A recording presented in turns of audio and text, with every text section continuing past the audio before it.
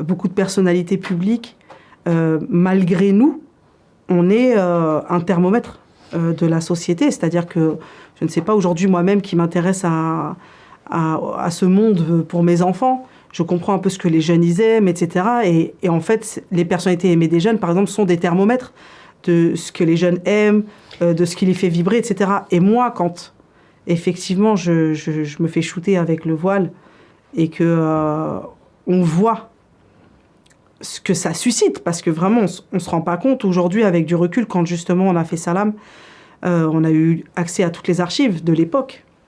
J'avais même pas réalisé que c'était à ce point. Je pense que j'étais tellement déjà accablée à ce moment-là que je m'en suis pas rendu compte. Mais quand on voit tous les articles qu'il y a eu et surtout la violence et la haine que ça a engendré, effectivement, à ce moment-là, le thermomètre, il nous indiquait quelque chose qu'on n'avait peut-être pas réalisé. En tout cas, pour moi. Le rapport de la France à la religion, le rapport de la France à la célébrité. Pourquoi, quand on se tourne vers la religion, c'est qu'on a forcément pété les plombs, par exemple? Ouais, après, mon mari vous dira que c'est l'histoire. Et qu'il faut que les gens ils se rappellent de l'histoire. Et qu'en fait, finalement, ça a toujours été comme ça. Ça l'était déjà avant, bien avant que le problème soit les musulmans. Déjà, quand je chantais, j'ai pas cherché à être une icône. J'ai pas cherché à être un chef de file. J'ai pas cherché, ça a toujours été malgré moi, les étiquettes qu'on me collait, quand les gens ils disaient « Ah, elle est ainsi, elle est comme ci, elle est comme ça ».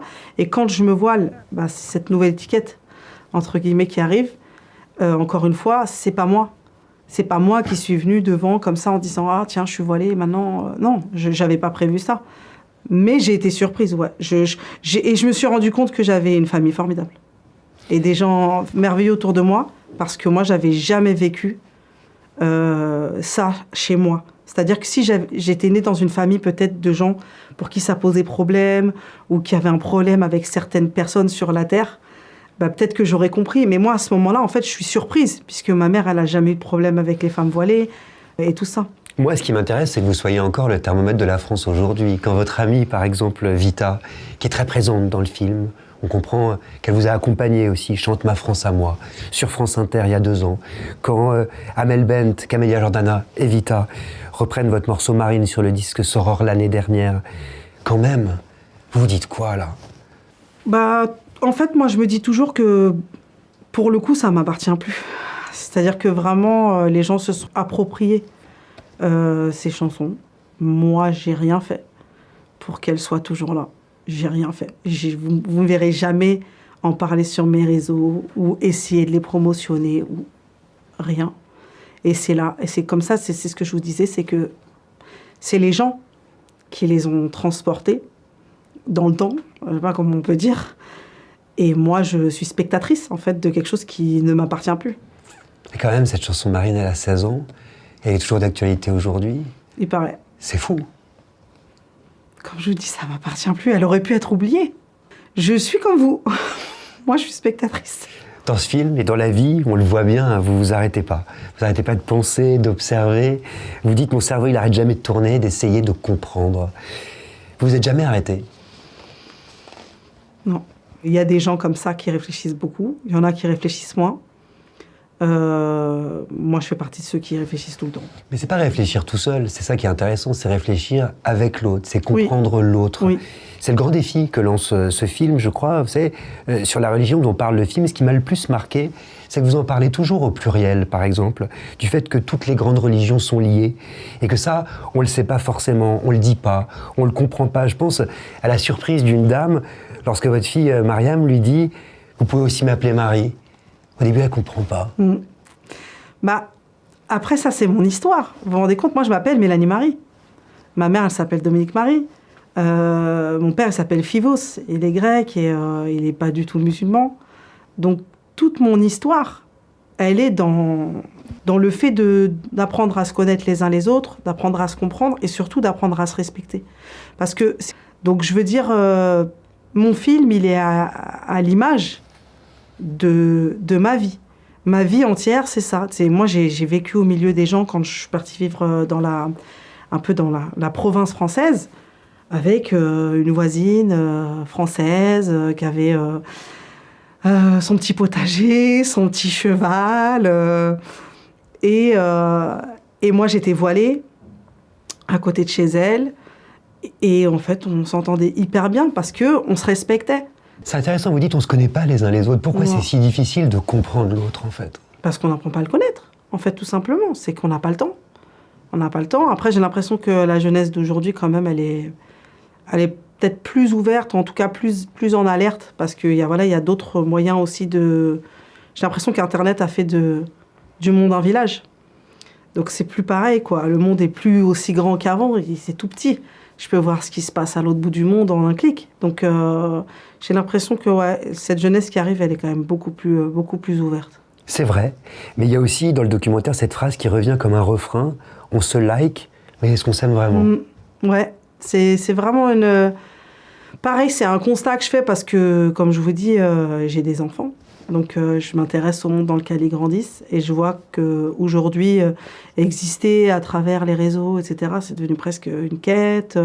C'est quelque chose dont on doit parler. Et je me dis, ils se like tous, mais est-ce qu'ils s'aiment? Parce que c'est censé être un j'aime. Mais c'est pas un vrai j'aime. Ouais.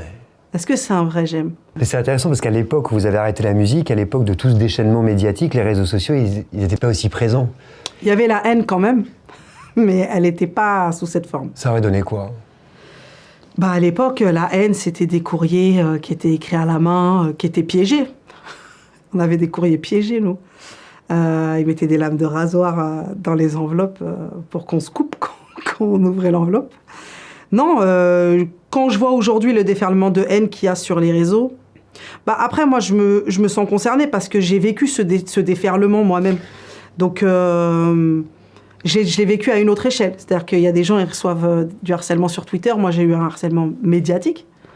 Je me dis toujours que les gens qui parlent, est-ce qu'ils ont conscience des conséquences que ça peut avoir sur la personne dont ils parlent? Vous devez être très sensible à toutes ces questions, en fait. Ça fait partie des sujets qui me touchent le plus, ouais. C'est-à-dire que vraiment, tout ce qui peut conduire aux maladies psychologiques, c'est quelque chose qui me touche beaucoup.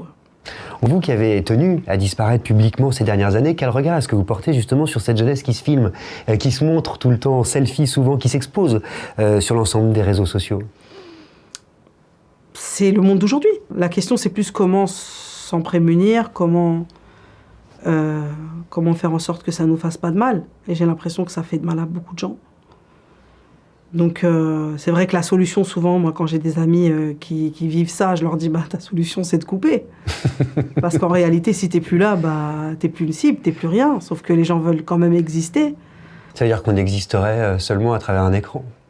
Il y a des gens, je pense, qui n'existent qu'à travers leurs écrans, aujourd'hui. Mais bon, avant, c'était autre chose. Je suis pas du tout de quelqu'un qui va penser qu'avant, c'était différent. Je pense juste que c'est comme avant, mais avec d'autres moyens. Je veux dire, ma mère, elle vous raconte son enfance, j'ai l'impression qu'elle a vécu des trucs similaires à moi. Sauf que c'était sous une autre forme. Donc voilà, la jeunesse d'aujourd'hui, elle est comme elle est. C'est la jeunesse de mes enfants. Et moi, j'ai compris que, oui, ma fille, mes fils, il faudra qu'ils se prémunissent, parce que c'est très violent. Vous vous sentez plus jeune, vous? Non. Non, je suis pas une jeune, ça c'est sûr. Surtout quand les gens ils vous disent « t'es toute mon enfance », j'ai dit « ah d'accord ». Vous écoutez toujours du rap? Non. Jamais? Non, franchement, je me suis pas désintéressée, mais presque, de tout ça. C'est compliqué parce qu'encore une fois, moi, mon rapport, il est vraiment lié à l'écriture. Moi, c'était vraiment l'écriture, la plume, bien plus que la musique en elle-même. Donc, c'est pas ce qui m'intéresse, voilà, c'est pas mon centre d'intérêt. Vous le dites dans ce documentaire, j'en ai fini avec Diams, et pourtant ce film, vous le signez Mélanie Diams. Oui, parce que j'aurais aimé le signer que Mélanie, mais tant que je serai pas que Mélanie, pour les gens, on leur rappellera quelle Mélanie c'est, mais peut-être qu'un jour je serai que Mélanie. Ça voulait dire quoi, Diams? À l'époque, c'était un petit nom que j'avais trouvé, moi, en tant qu'artiste. C'était le diamant? C'était le diamant qui pouvait être brisé que par le diamant. Parce qu'un diamant peut être brisé que par un diamant, c'était la légende et c'était naturel, etc. Mais bon, aujourd'hui, je vois plus ça comme un surnom, en fait, que comme un nom à proprement dit.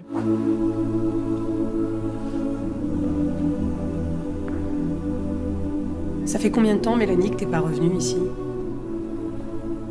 Ça fait 12 ans, presque. 11 ans. Mais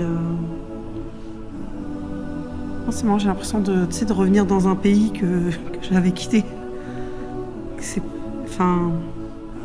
hyper étrange. C'est un endroit que tu connais très très bien, mais dans lequel t'es jamais revenu. Et que tu regardes de très loin. Moi, j'aimais la scène parce que la scène, c'était mon rapport aux gens.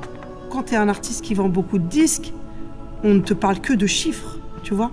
On te dit, tu es numéro 1, tu vends 100 000, 200 000, 300 000, c'est incroyable, tu vends 1 million. Mais quand tu montes sur la scène, tu te dis, mais là, il y a 10 000 personnes ce soir, il y a 10 000 personnes demain, et puis il y a eu 50 000 personnes hier, et puis au Cameroun, il y a 100 000 personnes, et au Sénégal, il y a 20 000 personnes, et là-bas, tu vois, ce sont des gens, ce ne sont pas des disques vendus.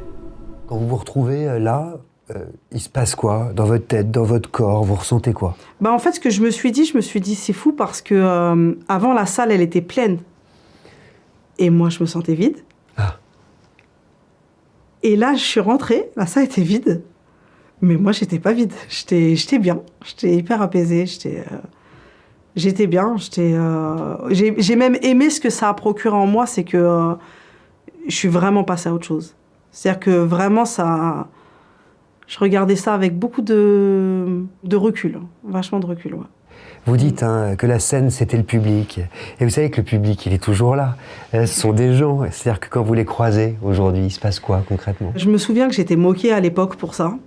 Parce que elle en fait trop avec les gens, elle en fait trop avec le public, elle en fait trop. Et en fait, moi, cet amour-là, une grande partie de ma vie, il est venu penser beaucoup de plaies chez moi. Il est venu mettre beaucoup de baume à mon cœur. Et le fait de me sentir tant aimée, c'est quelque chose que j'ai vraiment aimé. Mais quand j'ai compris que c'était uniquement lié à une carrière ou à une réussite musicale ou à une qualité sonore, et c'est là que j'ai pris peur. Parce que je me suis dit, finalement, si demain je fais un truc pourri, ils seront plus là.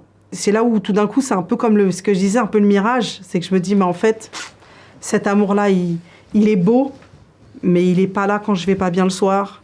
Il ne répond pas à mes questions. Et puis les gens, ils étaient plus là quand j'étais à l'hôpital. Ils étaient plus là. Pourtant, dans ce film, vous leur faites un cadeau. Parce que ce film, Salam, il est traversé par un long texte que vous avez écrit, par vos mots, par vos couplets, par vos rimes, mais aussi par plein d'images de vous, justement, en train d'écrire, un stylo à la main. Ouais. L'écriture, quelle place est-ce qu'elle a encore dans votre vie? Elle est centrale à ma vie. C'est-à-dire que j'aime vraiment écrire. J'ai un vrai rapport à l'écriture. Déjà, je trouve ça beau. Je trouve ça beau, une plume, une feuille, un stylo. Le bruit du papier. Ouais, je sais pas, c'est quelque chose qui me touche. Chacun ses sensibilités. Il y en a, ça va être les voitures. Il y en a, c'est la cuisine. Moi, c'est ça. Je pense que, comme je le dis, c'est vraiment quelque chose qui m'apaise. Voilà. Écrire aujourd'hui. C'est ça. Ça m'apaise. Alors qu'avant, c'était très destructeur. Et vous le dites, à un moment de votre vie, il aurait fallu que je crève pour mieux écrire. Ouais. À quel moment c'est devenu un piège, en fait? Le piège, il est dans le fait que... je pense qu'il y a beaucoup de gens qui ont vécu ça, beaucoup d'artistes et peut-être même d'autres gens dans d'autres milieux. C'est que tout va mieux. Mais comment on écrit des chansons tristes si tout va mieux? En se faisant du mal, en fait. Et c'était une spirale qui était vraiment destructrice. C'est la question que j'allais vous poser. Ça veut dire quoi pour vous, Mélanie, réussir sa vie? C'est pas l'argent, c'est pas la gloire, c'est quoi? Pour moi, réussir sa vie, c'est savoir où on va, savoir d'où on vient. C'est réfléchir, c'est méditer sur ce qui nous entoure. Et puis je pense surtout que c'est de comprendre le sens de cette vie. C'est pourquoi je suis sur la Terre, qu'est-ce que je fais là, d'où je viens, moi, petit embryon. Qu'est-ce qui fait que je suis comme ça maintenant? Et qu'est-ce qui fait que je vais forcément partir? Parce que c'est une réalité. On sait très bien qu'on va tous mourir. Quelle est la question que je dois me poser? Et le droit à trop de visites. Et puis on te laisse seul dans cette chambre. Plein de cachets. Du matin au soir, je prenais des cachets. Et là, je suis tombée, pour moi, dans ce que j'appelle l'enfer des médicaments. C'est une spirale qui est infernale.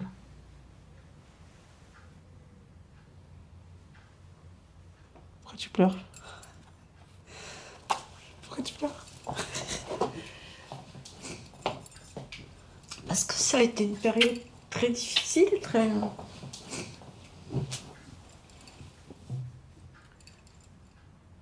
Dans les larmes de votre mère, qu'est-ce que vous voyez? Quand je reparle de tout ça avec ma mère, je ressens ce que, je pense, tout plein de jeunes ressentent quand ils sentent que ils brillent plus dans les yeux de leurs parents. Ce que j'ai vécu, c'est aussi ça. C'est de me retrouver dans une situation où tout d'un coup, on ne fait plus la fierté des nôtres. On est presque devenu un problème pour eux, malgré nous. On est un boulet, on est une crainte. Ma mère, elle se couchait, elle ne savait pas si le lendemain, je serais là. Et en fait, d'avoir vécu ça et de la voir aujourd'hui comme ça, m'avoir acceptée comme je suis. Ma mère, elle m'a aimée quand j'allais mal. Elle m'a aimée quand j'étais connue. Elle m'a aimée quand j'étais sur mon lit d'hôpital après ma tentative de suicide. Elle m'a aimée quand je suis revenue voilée. Et ma mère, elle est extraordinaire. Elle est un exemple. De quoi est-ce que vous souffriez? Est-ce que vous avez fini par le savoir? Quel était votre mal? Oui, le mal, c'est de ne pas savoir ce que je faisais sur la Terre. Quel est le but de cette vie? C'est ça. C'est vraiment ça. C'est de me demander, mais qu'est-ce que je fiche là? Je me pose aussi la question de l'époque, du contexte. Quand vous entendez par exemple Stromae parler de ses pensées suicidaires, de santé mentale dans une chanson, et quand vous voyez comment ce témoignage a pu être reçu aujourd'hui, vous vous dites quoi? Moi, ça fait 10 ans qu'il y a des gens qui m'écrivent qui vont pas bien. Je veux dire, suite justement à mes écrits et à ce que j'ai pu livrer même par la suite dans mes livres et que j'ai raconté ce par quoi j'étais passée, j'ai vraiment ressenti qu'il y a des milliers, voire des millions de gens qui vont pas bien.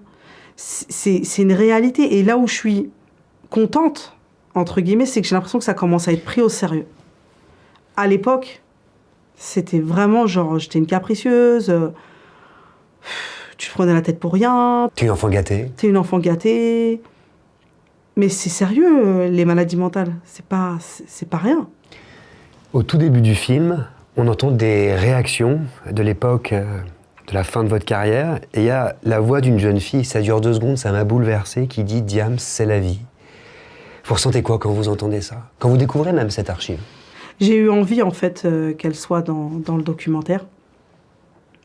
Parce que je pense que c'est ça. C'est-à-dire qu'encore une fois, réduire ma carrière musicale à du rap, c'est finalement pas avoir compris que moi, j'étais juste en quête, que ça a fait partie de ma quête, et qu'en réalité, j'étais pleine de vie, que je voulais justement croquer la vie, que je voulais pas la quitter, que j'ai failli la quitter, et qu'au final, aujourd'hui, j'espère être quelqu'un qui inspire ça, c'est-à-dire qu'après la grande souffrance, il y a une possibilité de reconstruction, de renaissance même.